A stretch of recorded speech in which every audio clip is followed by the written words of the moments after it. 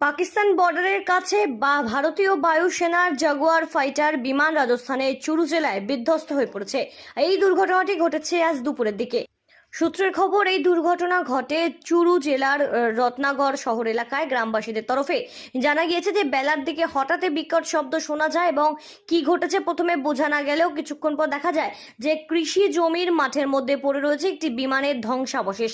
দাউ দাউ করে জ্বলছে আগুন এবং বিষয়টি নজরে আসতেই প্রাথমিক উদ্ধার কার্যে নামে স্থানীয়রা। পরে ঘটনাস্থলে পৌঁছায় পুলিশ এবং দমকল কর্মী। স্থানীয় থানার পুলিশ আধিকারিকদের থেকে জানা গিয়েছে দুর্ঘটনার পর বিমানটি থেকে দুজনের একেবারে আগুনে পোড়া অবস্থায় দেহ উদ্ধার করা হয়েছে।